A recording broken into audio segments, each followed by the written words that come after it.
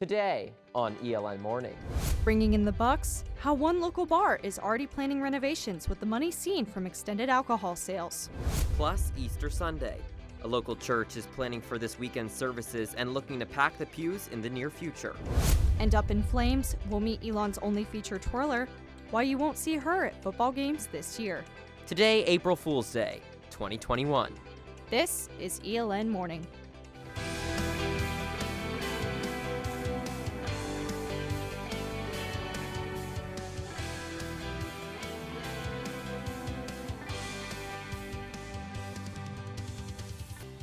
Good morning and welcome to ELN Morning. I'm Jack Norcross. And I'm Ellis Chandler. All students in the campus community are eligible to receive the coronavirus vaccine. This now includes those living in residence halls. First-year student Christina Alessio lives in the East neighborhood and says she is comforted by this news. I think it's great that people in dorms are eligible for it because it spreads quickly through the dorms. I mean, when I was in quarantine, 11 people from my floor were in quarantine at the same time. And I think overall it makes people feel a lot safer on campus that they're eligible. As more of the campus community gets vaccinated, many feel as though they can now expand their social circle. Sophomore Lindsay Rothenstein has received the first dose of the Pfizer vaccine and is looking forward to normal outdoor activities once the weather gets warmer. I've been generally relaxed, obviously keeping a close circle, but as more and more of my friends are like getting their second doses or signing up for the vaccine, it makes a lot of us more inclined to just like see each other and have like normal interactions. Students, faculty, and community members are able to make an appointment to receive a Johnson & Johnson vaccine on campus in South Gym the week of April 6th. You can make your appointment online at myspot.nc.gov or by calling the Ready and Resilient number. As more get the coronavirus vaccine, there are questions on whether you should post this, your coronavirus vaccine card, to social media platforms. Each card contains personal information, including legal name, date of birth, and where you got your shot. According to the Better Business Bureau, this can lead scammers to sell your identity and vaccination information on the black market. By sharing your full card, scammers may also try and attend events requiring full vaccination. In short, if you choose to share your vaccination card, be sure to cover all identification information. Friday will mark 1 week since Governor Roy Cooper lifted the on-site alcohol curfew on bars and restaurants. One local bar is already seeing the difference. Our Margaret Faust has the story. Music, friends, and alcohol. Polly's Pub and Grill is now serving alcohol until 1:45 a.m. as opposed to 11 p.m. Bartender Heather Wells says few people stay that late, but even so, it's worth it. We want to make sure that the customers come back. We want them to be happy. We want them to enjoy themselves while they're here. We want them to feel like they're important. That is why we stay open.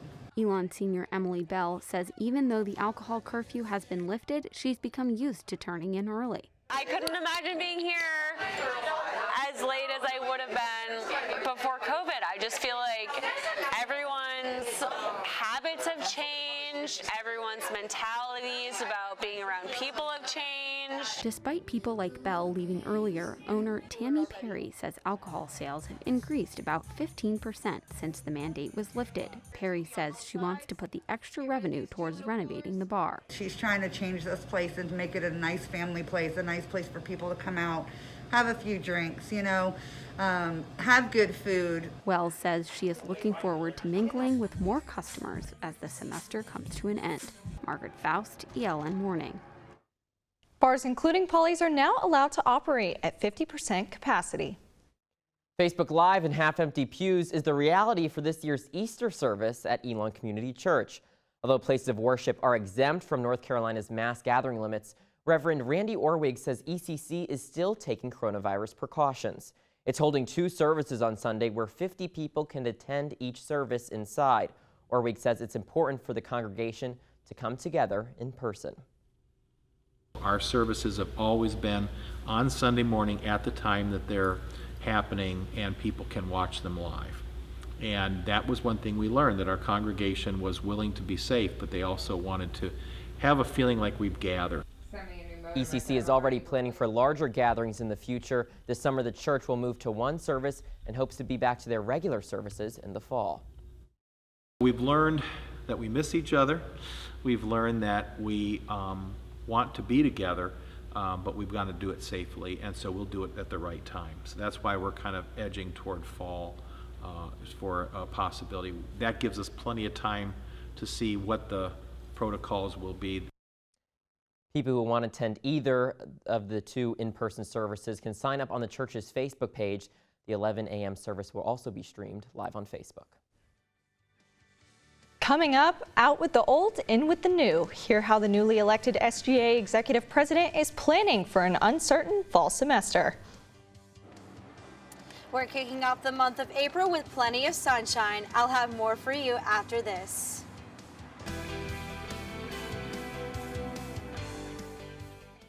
The transition of power among the SGA executive board is underway. Newly elected executive president Jack Corby anticipates the new normal that might lie ahead. Our Emery Eisner has the story. Congratulations. As Jack Corby gets used to his new role as SGA executive president, he says his first priority is getting campus back to normal.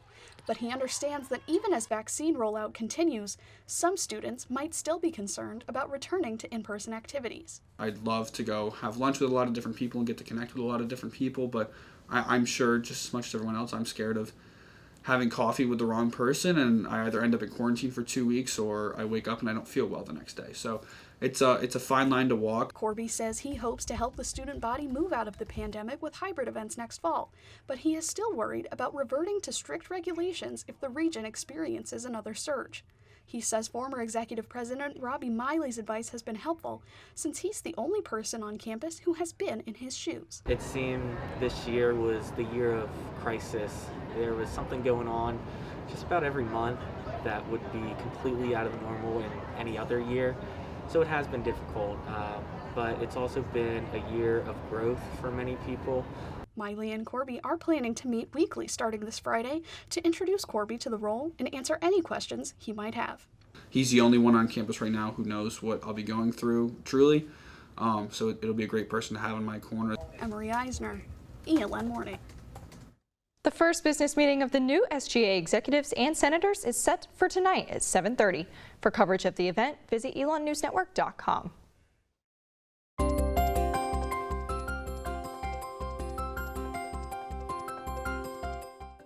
Well, Ellis, I have to say, walking in this morning, it was a little bit cooler than what we're used to. I know. I thought April was supposed to be a little bit warmer, but our Jenna Manderioli is live on Citron Plaza with the long weekend weather. Good morning, Jenna. Good morning. As I mentioned before, here in Elon, we're seeing nothing but sunny skies. Today, a little bit of a cooler weather trend with a high of 50 and a low of 28. Now for your Phoenix 5-day forecast. Tomorrow will be a little bit cooler also with a high of 50 and a low of 28, and these temperatures will rise slightly on Saturday with a high of 59. Beginning on Sunday, we will see a significant increase in these temperatures, so make sure you're getting outside and enjoying that sun. With a high of 71 on Sunday, a high of 74 on Monday for our day off from classes, and a high of 77 on Tuesday. Let's hope that these warmer trends continue. That's it for your Phoenix 5-day forecast. Back to you in the studio. That's what I like to hear. Jenna, thank you so much. The Acorn Fund every year provides money to student-run businesses, but this year it's providing to be even more helpful. Our Andrew Zagari has the story. The SGA-created Acorn Fund is continuing to help foster creativity and entrepreneurship on campus. Originally given an endowment of $200,000 in 2014, the fund has helped student entrepreneurs of all majors, handing out $9,000 annually.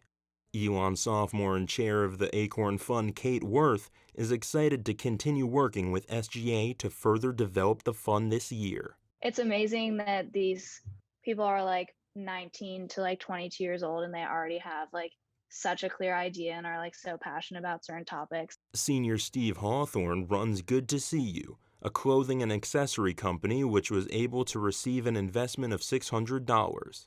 Hawthorne says the connections he's gained goes beyond the dollar amount. They matched us up with the Elon Law School Business Clinic, and they provided all the guidance and the resources to actually get the trademark done at a reasonable price. Despite how the pandemic has affected other small businesses, Hawthorne is grateful that he was able to expand his company's journey during this difficult time. We really are so thankful that they, kind of gave us the shot from my original venture and were willing to back us on something new. The Acorn Fund is looking to partner with Marketplace Under the Oaks to support a large network of student visionaries in the near future.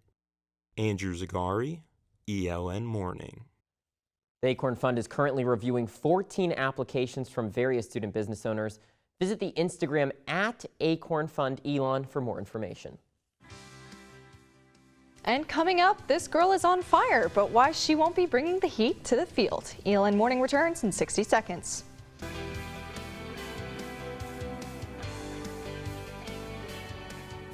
And one student here at Elon joined the Fire of the Carolinas marching band to be a part of the action at Rhodes Stadium, but she doesn't play an instrument.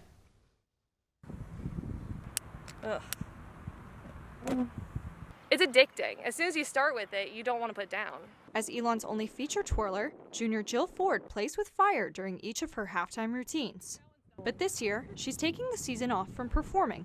Elon's marching band is restricted to the stands during games, which limits Ford's role. I'm looking forward to getting back to the fall, and hopefully we can have a nice crowd out and we can put on a good show.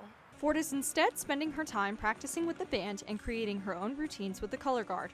Her new focus is strengthening her skill set. I think there's an excitement about making that catch or learning that new trick. I like that there's always room for improvement with it. Director of Bands Jonathan Poquette says Ford's twirling adds a visible thrill to the band's performance. And so like if the band is crescendoing and or getting louder to like the moment in the show, hopefully something similar is happening in the color guard perspective, because they too are going to build that up. Poquette says Ford is one of his most hardworking students, and he's excited to see her pass on her passion for twirling. It's hard not to be around Jill without at least cracking one smile. She's that kind of person. Ford says she'd be happy to share the spotlight and hopes to see more twirlers join the band. Ford says she wants whoever follows her to start an after-school twirling program for elementary-age students in the Elon area. Ellis, I have to tell you, I have no hand-eye coordination. I could not be like Jill Ford throwing fire. I know, she offered for me to hold the baton and I politely declined. It was on fire. Well, that's going to do it for us this morning, but be sure to follow us at High Point University. April Fools, follow us on social media at Elon News Network. And to stay up to date with us anytime, all the time, visit our website, elonnewsnetwork.com. Have a great day, Elon.